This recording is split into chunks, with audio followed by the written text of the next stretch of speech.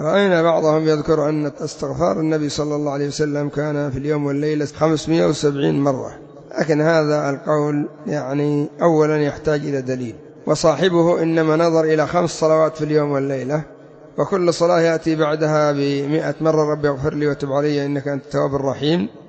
ثم حديث إني لا أستغفر الله في اليوم 70 مرة، هناك حديث آخر إني لا أستغفر الله أكثر من 100 مرة، وهناك حديث أنه يستغفر الله دبر كل صلاة، وهناك حديث أنه يقول في ركوعه سبحانك اللهم ربنا وبحمدك اللهم اغفر لي، ويقول في السجود سبحانك اللهم ربنا وبحمدك اللهم اغفر لي، وفي آخر تشهده اللهم اغفر لي ما قدمت وما أخرت وما أسررت وما أعلنت، ويقول اللهم اغفر لي ذنبي كله دقه وجله علانيته وسره.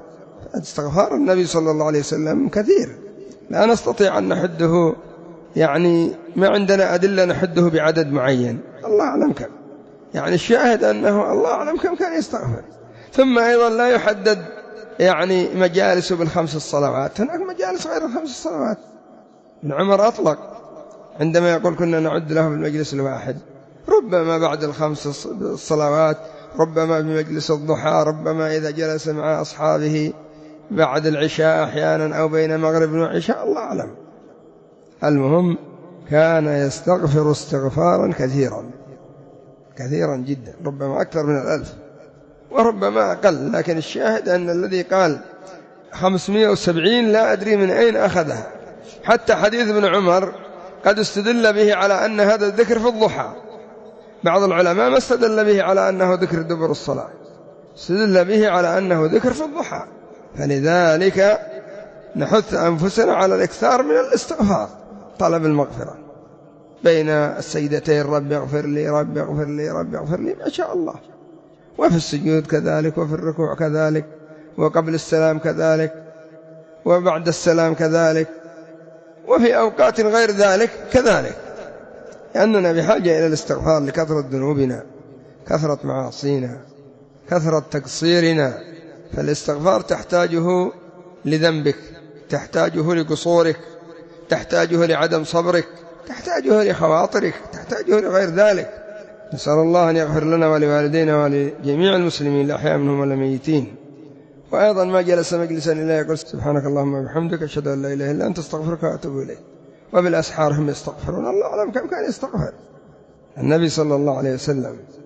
والمستغفرين بالأسحار وهو من أكثر المستغفرين، حتى أنه لم يقل رب اغفر لي ويسكت، رب اغفر لي ذنبي كله ودقه وجله علانيته وسره، رب اغفر لي ما قدمت وما أخرت وما أسررت وما أعلنت وما أسرفت وما أنت أعلم به مني، أنت المقدم وأنت المؤخر وأنت على كل شيء قدير، رب اغفر لي جدي وهزلي وخطائي وعمدي وكل ذلك عندي. استغفار النبي صلى الله عليه وسلم كان كثيرا، أكثر من العدد الذي ذكر. فإذا استطاع الإنسان يستغفر في حال مشيه، في حال سجوده، في حال ركوعه، في أدبار صلواته، في أواخر ليله، ما أعظمها من دعوة. ولذلك جاء في الحديث كان النبي صلى الله عليه وسلم يعلمهم بعد الصلاة اللهم اغفر لي وارحمني واهدني وارزقني وعافني. إذا غفر لك يعني كل هذه الأربع الأشياء تأتي بعدها، إذا تجاوز عنك ذنوبك وتقصيرك وأكرمك كلها تأتي، الرزق يأتي والهداية تأتي والثبات يأتي والرحمة تأتي بمغفرة الذنوب والتجاوز عنها، لأن ما أهلك الإنسان إلا الذنوب، هي التي أتعبته، هي التي أرهقته، هي التي أرقته، هي التي أفسدت عليه دنياه وأخراه. الذنوب هي التي يعني فعلت بالإنسان ما لم يفعل به أعداؤه، يهزم بسبب ذنبه، يقل رزقه بسبب ذنبه، ينحرف بسبب ذنبه، يتسلط عليه أعداؤه بسبب ذنبه، ربما مرض بسبب ذنبه. نعم هناك ابتلاءات، لكن ما نستطيع نجزم لأنفسنا بالابتلاءات ونحن في صبحنا ومسائنا وليلنا ونهارنا مع الذنوب، نسأل الله أن يغفر لنا ويتجاوز عنا. هناك ذنوب قلبية، والله تقول أحيانا ما عندي اليوم ذنب، وتذنب بقلبك، تذنب بقلبك بتزكيتك لنفسك، ولا تزكوا أنفسكم هو أعلم بمن اتقى.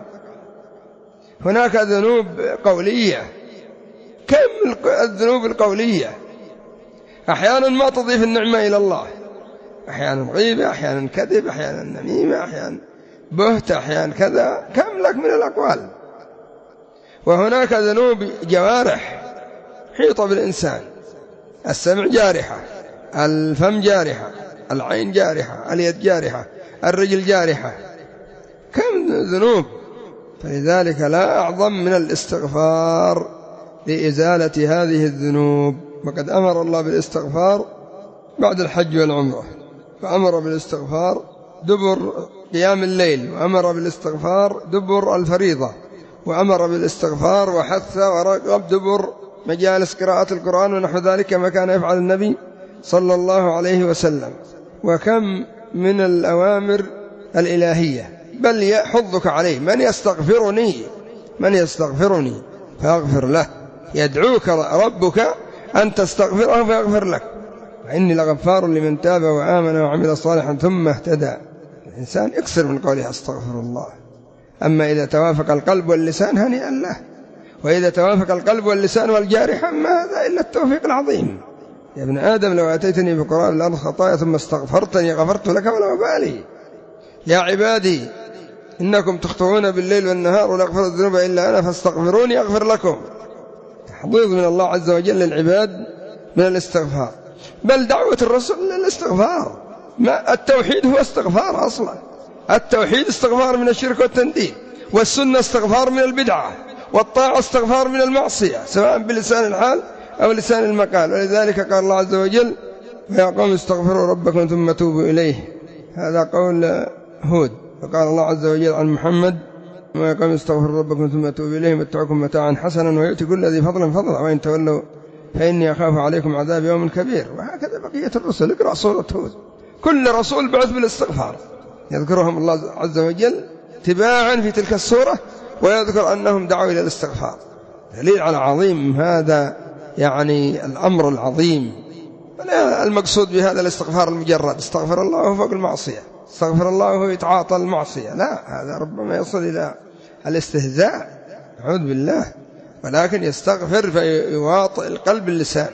يرنا إلى ذلك أن من حدد استغفار النبي صلى الله عليه وسلم ب570 استغفارا في اليوم والليلة لم يصب. وربما لو استدلنا بالدليل الذي استدل به لزاد عدد الاستغفار، فقال ذلك بكثير. زد على ذلك أن للنبي صلى الله عليه وسلم خلوات وجلوات لم يطلع عليها الصحابة رضوان الله عليهم، وربما لم ينقلوها. فما أدرك السحر الأعلى النبي صلى الله عليه وسلم في بيته إلا وهو يستغفر ويدعو الله عز وجل. وكان يقول في سجوده: سبحانك اللهم ربنا وبحمدك اللهم اغفر لي. الله أعلم كم عندنا عدد. وفي ركوعه: سبحانك اللهم ربنا وبحمدك اللهم اغفر لي. الله أعلم كم. وبعد نزول: إذا جاء نصر الله الفتح فرأيت الناس يدخلون في دين الله أفواجا فسبح بحمد ربك واستغفره إنه كان توابا. كان يتأول هذه السورة، يعمل بها في ركوعه، في سجوده، في القيام من مجلسه، في كثير من شؤونه. فنسأل الله أن يعيننا على التأسي برسول الله صلى الله عليه وسلم.